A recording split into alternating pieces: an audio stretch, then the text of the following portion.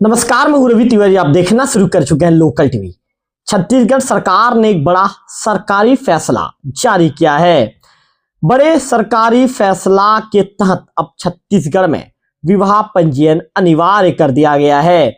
इस खबर के विषय में विस्तार के साथ जानकारी लोकल टीवी के दर्शकों को दूंगा। आपको बताना चाहूंगा कि छत्तीसगढ़ सरकार के उस फैसले की आज हम लोकल टीवी में बात करने जा रहे हैं, जिससे राज्य भर के लाखों शादीशुदा और शादी करने वाले जोड़ों की जिंदगी से जुड़े एक बेहद अहम पहलू को कानूनी रूप से मजबूत कर दिया है। जी हां, छत्तीसगढ़ सरकार ने राज्य में विवाह पंजीयन को अब अनिवार्य कर दिया है। इस संबंध में विधि विधायी कार्य विभाग की ओर से राजपत्र में आधिकारिक अधिसूचना भी जारी कर दी गई है। अब सवाल यह है, यह फैसला क्यों लिया गया, किन लोगों पर यह नियम लागू होगा और कहां और कैसे आपको पंजीयन करवाना पड़ेगा, पंजीयन में कितना शुल्क लगेगा और आम जनता को इससे क्या फायदा होगा। तो आज की इस रिपोर्ट में हम आपको हर सवाल का पूरा जवाब देने वाले हैं।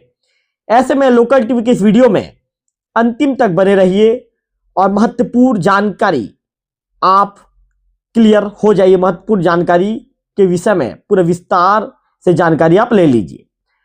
तो सरकार के आदेश के मुताबिक 29 जनवरी 2016 या उसके बाद हुए सभी विवाहों का पंजीयन कराना अब अनिवार्य होगा। मतलब साफ है, अगर आपकी शादी 29 जनवरी 2016 के बाद हुई है और आपने अब तक मैरिज रजिस्ट्रेशन नहीं कराया है, तो अब आपको यह प्रक्रिया पूरी करनी ही होगी। सरकार का मानना है कि फैसले से समाज में फैली कई गंभीर कुरीतियों पर विराम लगेगी। अब सवाल उठता है, आखिर सरकार को यह फैसला लेने की जरूरत क्यों पड़ी। सरकार के मुताबिक विवाह पंजीयन अनिवार्य होने से फर्जी और दिखावटी शादियों पर रोक लगेगी। बाल विवाह जैसी सामाजिक बुराइयों पर नियंत्रण होगा। महिलाओं के कानूनी अधिकार मजबूत होंगे। वैवाहिक विवादों में कानूनी प्रमाण पत्र उपलब्ध रहेगा। सरकार का कहना है कि कई मामलों में महिलाएं अपने अधिकारों से इसीलिए वंचित रह जाती हैं क्योंकि उनके पास शादी का कोई कानूनी दस्तावेज नहीं होता। आपको बता दें कि यह फैसला अचानक नहीं लिया गया है। साल 2006 में सुप्रीम कोर्ट ने भी साफ तौर पर कहा था कि शादी को कानूनी मान्यता देने के लिए मैरिज सर्टिफिकेट जरूरी होना चाहिए। अब उसी दिशा में कदम बढ़ाते हुए छत्तीसगढ़ सरकार ने इस प्रक्रिया को अनिवार्य बना दिया है ताकि हर शादी का सरकारी रिकॉर्ड मौजूद रहे। अब बात करते हैं कि सबसे अहम सवाल कि आखिर आम लोग विवाह पंजीयन कराएंगे कहां और कैसे। नगर निगम क्षेत्र में रहने वाले लोग जो है सीधे नगर निगम कार्यालय में जाकर आवेदन कर सकते हैं। नगर पालिका या जनपद पंचायत क्षेत्र में रहने वाले लोग अपने संबंधित कार्यालय में जाकर पंजीयन कराएंगे। ऑनलाइन माध्यम की यदि बात करें तो सरकार ने ऑनलाइन पोर्टल की सुविधा भी दी है, जहां आप घर बैठे आवेदन कर सकते हैं। चॉइस सेंटर, जो लोग इंटरनेट या ऑनलाइन प्रक्रिया में परेशानी महसूस करते हैं, वे नजदीकी चॉइस सेंटर जाकर भी आवेदन कर सकते हैं। अब बात आती है कितना लगेगा शुल्क। तो चलिए जल्दी से इसके विषय में भी जानकारी आपको दे देते हैं। अब बात करते हैं पैसों की, यानी विवाह पंजीयन कराने में कितना खर्च आएगा। सरकार ने इसके लिए बेहद मामूली शुल्क तय किया है। अगर आप शादी के 1 महीने के भीतर पंजीयन कराते हैं तो आपको सिर्फ 20 रुपए देने होंगे, लेकिन अगर आप 1 महीने के बाद पंजीयन कराते हैं तो आपको 520 रुपए देने होंगे, जिसमें लेट फीस भी शामिल है। यानी समय पर पंजीयन कराना आपके लिए रास्ता और आसान दोनों है। अब जानते हैं कि आवेदन करते समय आपको किन दस्तावेजों की जरूरत पड़ेगी? पति और पत्नी दोनों का भारतीय नागरिकता होना अनिवार्य है। दोनों की उम्र कानून के अनुसार होनी चाहिए। विवाह का प्रमाण जैसे शादी की फोटो, कार्ड या अन्य प्रमाण आपके पास मौजूद रहना चाहिए।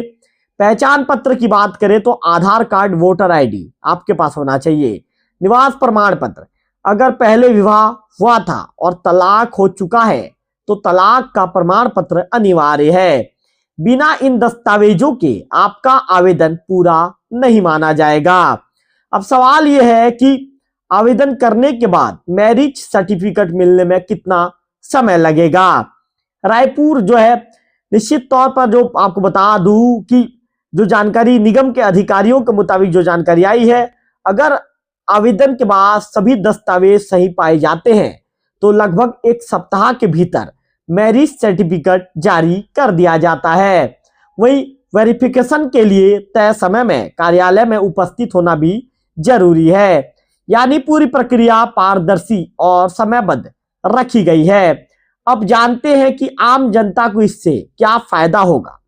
विवाह पंजीयन होने से पति और पत्नी दोनों के अधिकार सुरक्षित रहते हैं।